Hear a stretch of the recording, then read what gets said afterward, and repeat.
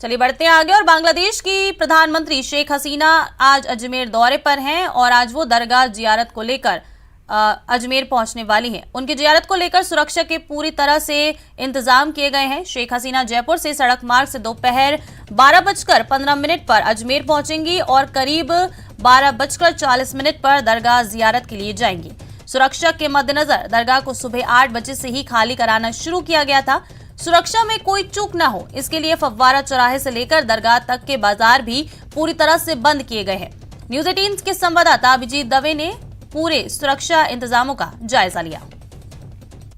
बांग्लादेश की प्रधानमंत्री शेख हसीना आज चौथी बार अजमेर पहुंचेंगी। अब से कुछ देर बाद इनका अजमेर पहुंचने का कार्यक्रम है और करीब 1 बजे वो ख्वाजा गरीब नवाज की बारगाह में हाजिरी देंगी। और आप देख सकते हैं कि बांग्लादेश की प्रधानमंत्री की यात्रा को देखते हुए पूरे दरगाह बाजार को बंद करा दिया है। तमाम दुकानें जो हैं दरगाह बाजार से लेकर फव्वारा चौराहे तक करीब 1 किलोमीटर का ये सफर है और पूरे यहाँ पे दुकानें बंद हैं। सुरक्षाकर्मी यहाँ पर तैनात हैं। दरगाह परिसर को पूरी तरीके से खाली करवा दिया गया है। ज़ायरीन बिल्कुल भी अनुमति नहीं होंगे। जो इंटरनेशनल प्रोटोकॉल है उसके मुताबिक तमाम व्यवस्थाएं जो है कर दी गई हैं। और सबसे बड़ी बात यह है कि बांग्लादेश की प्रधानमंत्री की दरगाह जियारत के दौरान मीडिया कवरेज पर भी जो है वो रोक लगा दी गई है। मीडिया को भी पासेस जो है वो प्रोवाइड नहीं कराए गए हैं। इस लिहाज से आप देख सकते हैं कि तमाम व्यवस्थाएं जो है प्रोटोकॉल के तहत वो देख सकते हैं। सीधे तस्वीरों में दरगाह है जो पूरी तरीके से दोनों तरफ के मार्केट जो है वो बंद करा दिए गए हैं। चप्पे चप्पे पर पुलिसकर्मी तैनात हैं। सड़क मार्ग के जरिए चूंकि बांग्लादेश की प्रधानमंत्री अजमेर पहुंचेंगी, इस लिहाज से हर पॉइंट्स पर जो है कड़े सुरक्षा पहरे लगा दिए गए हैं।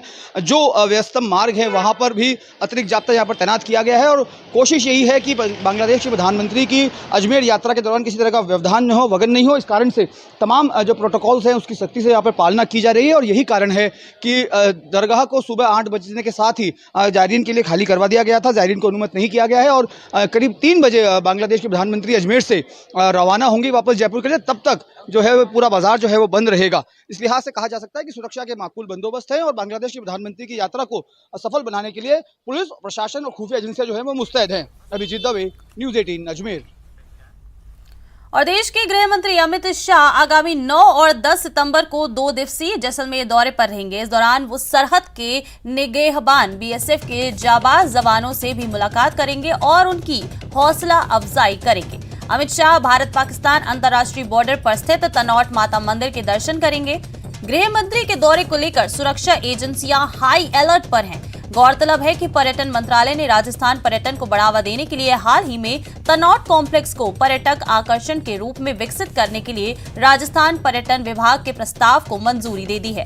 इसके लिए केंद्र सरकार ने 17.67 करोड़ रुपए मंजूर किए थे। इसको लेकर ही की जा रही व्यवस्थाओं को लेकर केंद्रीय गृह मंत्री अमित शाह जैसलमेर आने वाले हैं।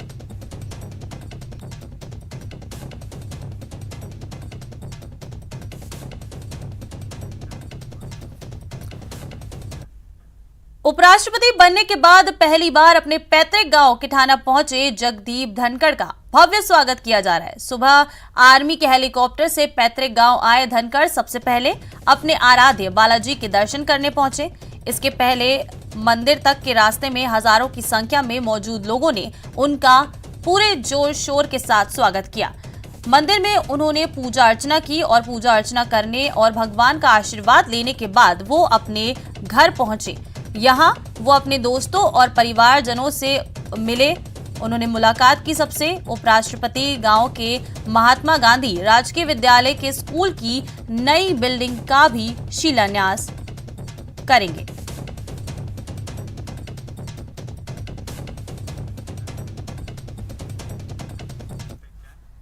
बढ़ते आगे। और लघु उद्यमियों को प्रोत्साहन और उनके उत्पादों को बिक्री हेतु उचित प्लेटफॉर्म उपलब्ध कराने के महती उद्देश्य से रेलवे ने जोधपुर मंडल के 15 रेलवे स्टेशनों पर स्वयं के कियोस्क स्थापित करने का निर्णय लिया है।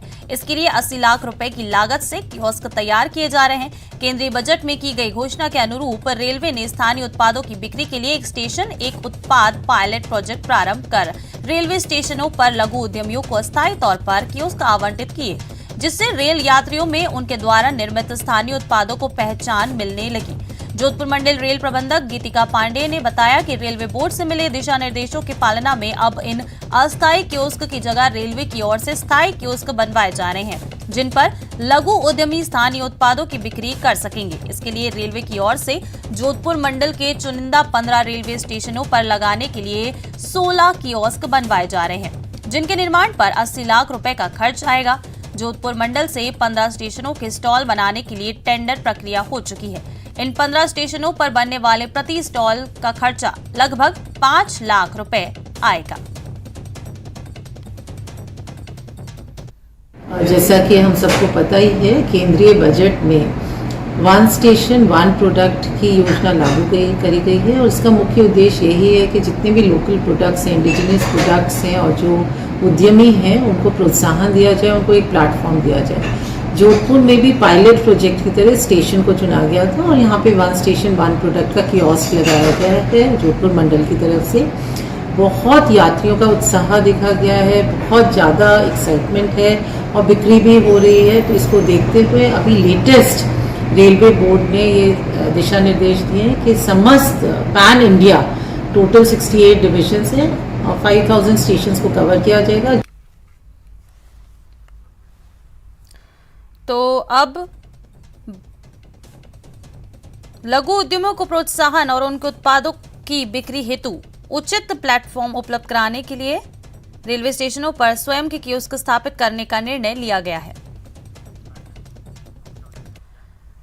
भारतीय रेलवे 177 साल पुराना है। 177 सालों से रेल की कमान पुरुषों के हाथों में रही है। ट्रेन में बतौर लोको पायलट शुरू से ही पुरुषों का दबदबा रहा है, लेकिन ये मिथक अब टूटने लगा है। लड़कियों ने अब ट्रेन की स्टीयरिंग अपने हाथों में ले ली है। केवल उत्तर पश्चिम रेलवे में 40 लड़कियां असिस्टेंट लोको पायलट बन गई हैं और हजारों लोगों को उनकी मंजिलों तक पहुंचा रही हैं। ये खास रिपोर्ट देखिए।